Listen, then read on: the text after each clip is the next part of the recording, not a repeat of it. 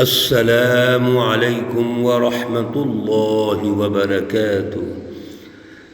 اعوذ باللہ من الشیطان الرجیم، بسم اللہ الرحمن الرحیم۔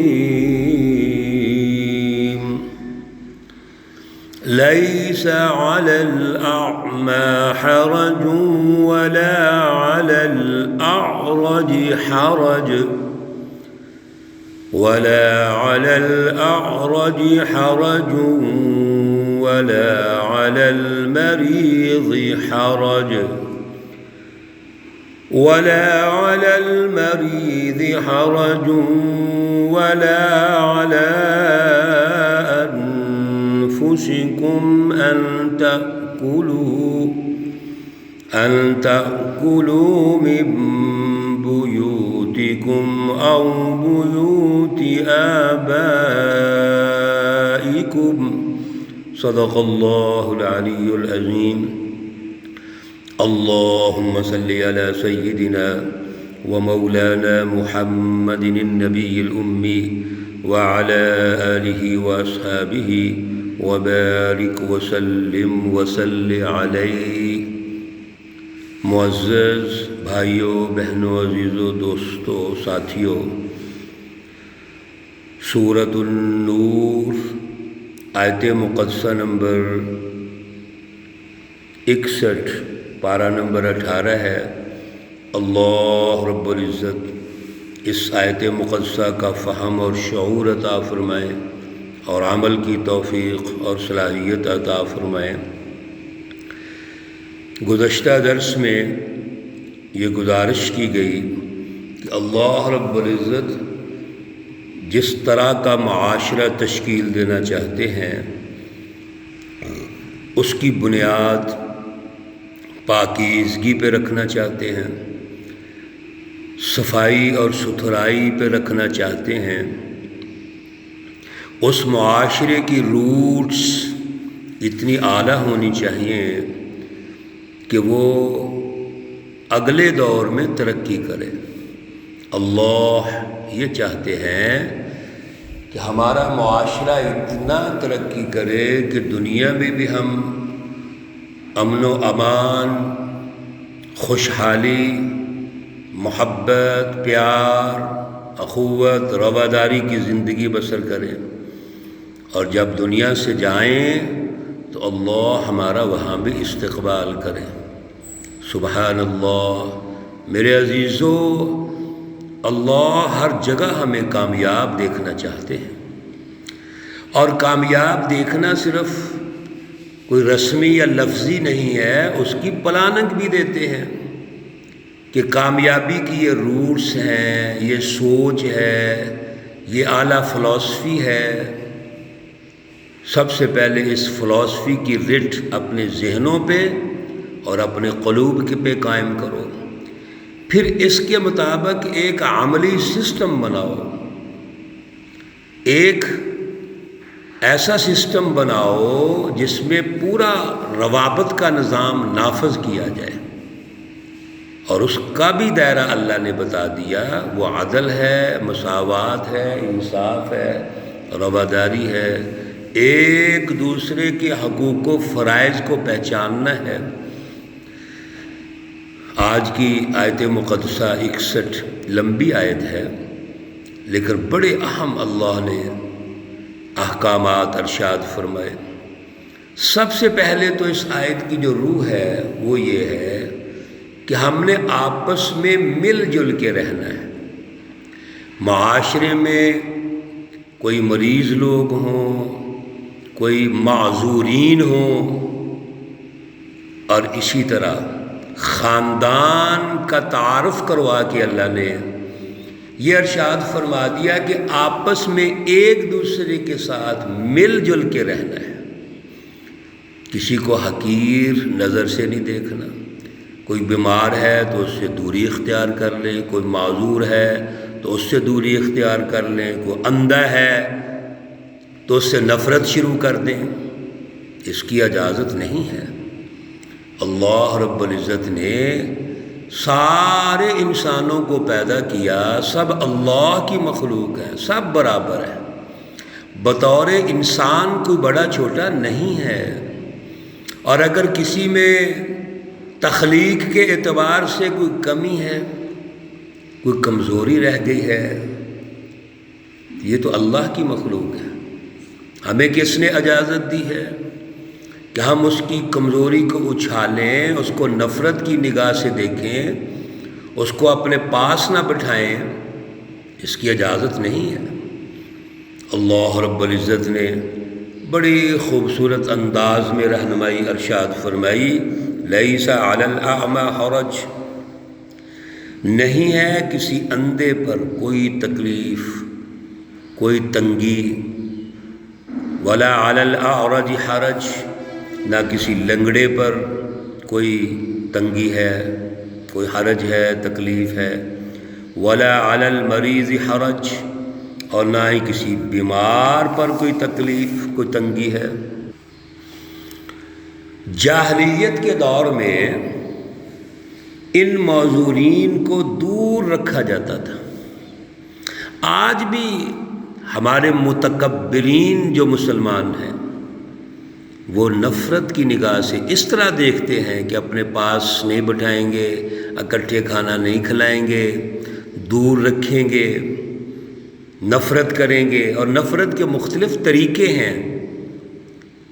اپنے دل کے اندر جب کسی کے بارے میں ہم گھٹن محسوس کرتے ہیں، اس کی کسی معذوری یا کمی کی وجہ سے اپنے دل کے اندر اس کو جگہ نہیں دیتے، تو یہ نفرت ہی ہے۔ اس کا ہلکا سے ہلکا طریقہ بھی ہوتا ہے اور بڑا سے بڑا طریقہ بھی ہو سکتا ہے۔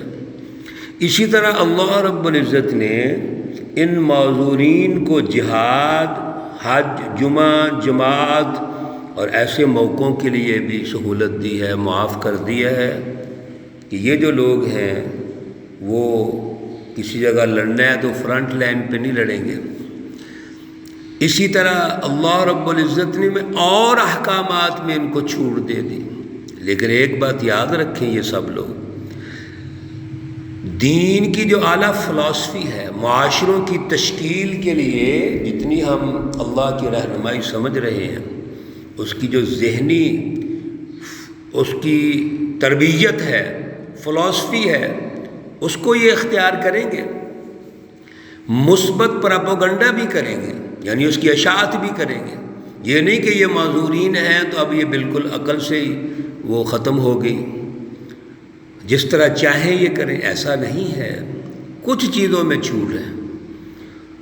اللہ رب العزت ارشاد فرماتے ہیں، وَلَا عَلَىٰ أَنفُسِكُمْ أَن تَأْكُلُوا مِن بُيُوتِكُمْ، اور نہیں کوئی تکلیف تم لوگوں پر کہ تم اپنے گھروں سے کھاؤ پیو، او بیوت آبائکم، اپنے جو باپ ہیں ان کے گھروں سے کھاؤ پیو، او بیوت امہاتکم، اپنی ماؤں کے گھروں سے، او بیوت اخوانکم، اپنے بھائی کے گھر سے، او بیوت اخواتکم، او کا معنی یا ہے، یا اپنے بہن کے گھر سے، او بیوت اعمامکم، یا اپنے چچوں کے گھر سے، او بیوت عماتکم، یا اپنی پھپھیوں کے گھروں سے، او بیوت اخوالکم، یا اپنے ماموں کے گھروں سے، او بیوت خالاتکم، یا اپنی جو خالہ ہیں ان کے گھروں سے، او ما ملکتم مفاتحہ، یا جو آپ کے زیر نگی ہیں، یعنی جن کے تم مالک ہو، ان کے گھروں سے، او صدیقکم، یا اپنے دوستوں کے گھروں سے، لیس علیکم جناح، نہیں ہے تم پر کوئی گناہ، ان تأکلوا جمیعا، یہ کہ تم آپس میں اکٹھے ہو کر مل جل کے کھاؤ، او اشتاتا، یا جدا جدا ہو کے کھاؤ۔ اس آیت کریمہ کے اس پورشن میں اللہ رب العزت نے جتنے یہ رشتے ارشاد فرمائے ہیں، قریبی رشتے ہیں یہ، اور ان کے آخر میں اللہ تعالیٰ نے صدیقکم، دوست بھی کہہ دیا ہے۔ وہ ساتھی جو روزانہ ملتے ہیں، ہم مجلس ہیں، اللہ نے قرآن پاک میں ان کو پڑوسی بھی قرار دیا ہے۔ یہ جتنے بھی رشتے ہیں میل جول کے، ان کے گھروں میں جا کے ہم کھا سکتے ہیں، کھانا بھی کھا سکتے ہیں، پانی پی سکتے ہیں، دعوت دے سکتے ہیں، دعوت کھا سکتے ہیں۔ مقصد ایک ہی ہے کہ میل جول رہنا چاہیے، آپس میں ایک دوسرے کے پاس آنا جانا چاہیے۔ جتنی پیچھے پردے کی پابندیاں اللہ نے ارشاد فرمائیں، باؤنڈریز بنائیں، مرد اور عورت کے خلط ملط ملنے جلنے کے اعتبار سے، کہیں ایسا نہ ہو کہ یہ رشتے ہی رک جائیں۔ ان گھروں کے اندر ظاہر ہے سارے غیر محرم لوگ بھی ہیں، کزن سارے غیر محرم ہوتے ہیں، اور بھی بہت سارے رشتے ہیں جو محرم تو نہیں ہوتے، تو کہیں ایسا نہ ہو کہ اس کی آڑ میں ہمارا میل جول ہی بند ہو جائے۔ کئی لوگ آج بھی ایسے ہیں جو شدت پسند ہیں کہ وہ پھر ایک دوسرے کے پاس آنا جانا بند کر دیتے ہیں، رشتہ داریاں کلوز کر دیتے ہیں، اور بھائی اس کی اجازت نہیں ہے۔ ہر چیز کا ایک دائرہ ہے، دائرے کے اندر رہنا ہے، دائرے کے اندر رہتے ہوئے ملنا جلنا بھی ہے، اٹھنا بیٹھنا بھی ہے، کام کاج بھی کرنا ہے، امور تشکیل دینے ہیں، باہر بھی آنا جانا ہے، سب چیزوں کو دائروں کے اندر سمجھنا چاہیے ہمیں۔ اتنا شدت پسند بھی نہیں ہونا چاہیے، اور اتنی ہمیں سستی اور غفلت بھی نہیں ہونی چاہیے کہ دین کے احکامات کو نظر انداز کر کے آگے چلتے جائیں۔ پھر اللہ نے یہ بھی ارشاد فرما دیا کہ مل جل کے کھاؤ، علیحدہ کھاؤ، جیسے مرضی کھاؤ، مطلب اس میں کوئی ایسی پابندی نہیں ہے۔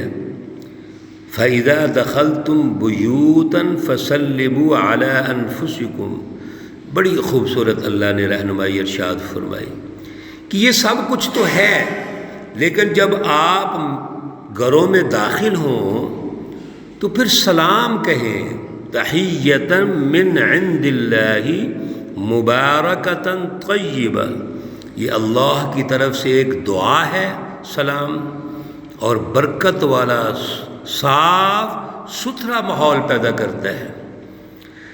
سلام کے لیے پیچھے بھی ہم نے جو آیت استئذان پہ درس ہوا تھا، بات چیت ہوئی تھی کہ سلام کہنا ہے، اور سلام کی اہمیت بہت زیادہ ہے۔ اس لیے جب بھی ہم کسی کے گھر میں داخل ہوں تو السلام علیکم کہنا ہے۔ السلام علیکم کے کہنے کا جو طریقہ کار اللہ نے قرآن پاک میں ارشاد فرمایا ہے وہ یہ ہے کہ آپ جب کسی کو ملیں السلام علیکم کہیں، اور جو سننے والا ہے وہ جواب دے گا، اور فرض ہے اس پر جواب دینا، اور جواب کم از کم اتنا دے جتنا سلام کہا گیا ہے۔ اگر السلام علیکم کہا ہے تو جواب وعلیکم السلام ضروری ہے، ورنہ اس سے بہتر جواب دے۔ اگر السلام علیکم ورحمۃ اللہ کہا گیا ہے تو وعلیکم السلام ورحمۃ اللہ سے جواب دے۔ السلام علیکم ورحمۃ اللہ وبرکاتہ کہا گیا ہے تو جواباً وعلیکم السلام ورحمۃ اللہ وبرکاتہ کہنا ہے، اور یہاں تک کی کہنا ہے۔ یہ پیارے رسول اکرم صلی اللہ علیہ وسلم نے ہمیں رہنمائی ارشاد فرمائی ہے اس کلام مقدس کی روشنی میں۔ کذالک یبین اللہ، اسی طرح بیان کرتے ہیں اللہ تعالیٰ، لکم تمہارے لیے، الآیات نشانیاں، رہنمائی۔ الآیات پہ پہلے بھی کئی دفعہ گزارش کر چکے ہیں۔ آیات، آیتن کی جمع ہے، معنی ہے نشانیاں یعنی رہنمائی، اور رہنمائی میں پورے ریفرنسز، دلائل، تاریخی حقائق سب شامل ہیں۔ کیوں اللہ بیان کرتے ہیں؟ لعلکم تعقلون، تاکہ تم سمجھ حاصل کر لو، عقل حاصل کرو، یعنی اس رہنمائی کے مطابق معاشرے کی تشکیل کرو۔ اگر ہم نے سن لیا سمجھا نہیں پھر بھی فائدہ نہیں، سن لیا سمجھ لیا عمل ہی نہیں کیا پھر بھی کوئی فائدہ نہیں۔ اصل چیز ہے عمل، عمل کریں گے اللہ کی رزق قائم ہوگی، معاشرے میں اللہ کی رحمتیں برکتیں نازل ہوں گی، برکت آئے گی، ترقی ہوگی، اللہ کی رحمتیں آئیں گی، ترقی ہوگی۔ اللہ عمل کی توفیق عطا فرمائے۔ اللہ رب العزت تمام مرحومین و مرحومات کو جنت الفردوس میں اعلیٰ مقام عطا فرمائے۔ اللہ رب العزت تمام بیماروں کو شفائے کاملہ عاجلہ مستمرہ عطا فرمائے۔ ربنا تقبل منا إنك أنت السميع العليم وتب علينا إنك أنت التواب الرحيم، وصلى الله تعالى على النبي الأمي محمد وعلى آله وأصحابه أجمعين برحمتك يا أرحم الراحمين۔ السلام عليكم ورحمة الله وبركاته۔